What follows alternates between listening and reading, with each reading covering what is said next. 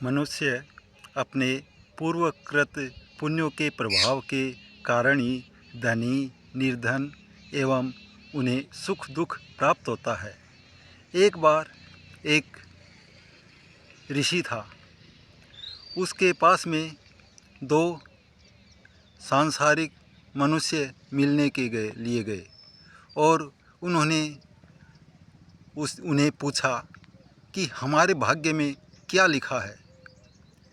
तो गुरु ने उसकी अपनी दिव्य दृष्टि से उनकी माथे की तरफ देखा और कहा, बेटे, तुम्हारी तो फलाने फलाने दिन मृत्यु है।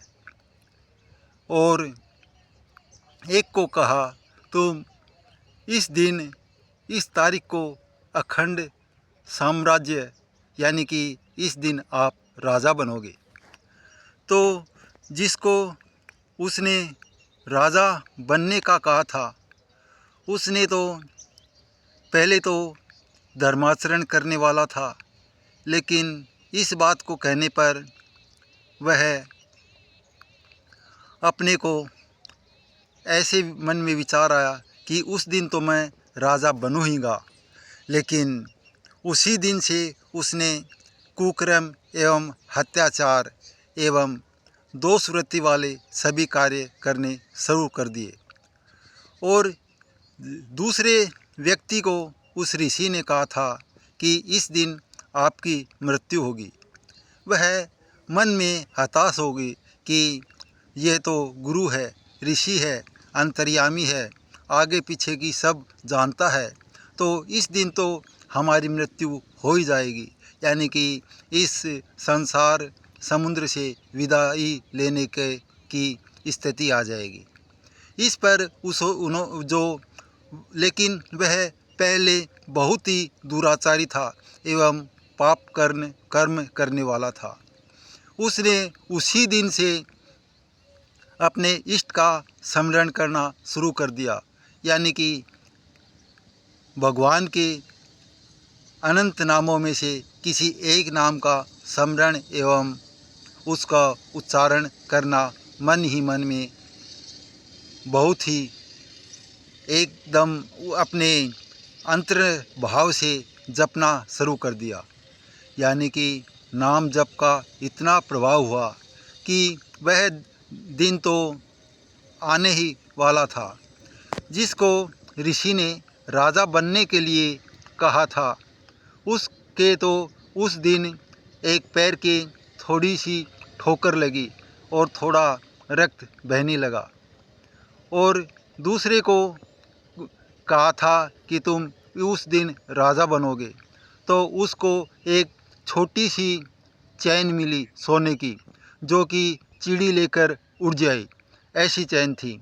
लेकिन वह चैन को लिया और जेब में डाला और तुरंत ही दोनों मित्र थे, दोनों ही वो टाइम गुरु की बताई हुई टाइम टलने के बाद में उसी गुरु ऋषि के पास में गए और उन्होंने कहा कि गुरुजी, आपने तो कहा था कि इस दिन मेरी मृत्यु हो जाएगी, लेकिन मेरी मृत्यु तो नहीं हुई। मैं तो वैसा का वैसा हूँ, और यानी कि और भी सुदृढ़ एवं ठोस शरीर हो गया, और मैं तो बहुत अच्छा खासा हूँ, पहले से भी अच्छा महसूस हो रहा है।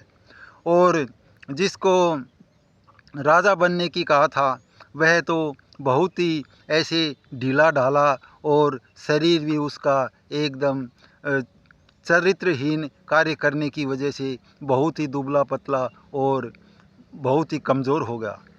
लेकिन दोनों की वो टाइम टलने पर गुरु ने कहा कि गुरुजी, आपने जो बताया था वह तो नहीं हुआ। तो गुरु ने अपनी अंतर्दृष्टि घुमाई और देखा कि यह कैसे क्या हुआ, हमारा कहा हुआ वचन तो असत्य साबित हो ही नहीं सकता।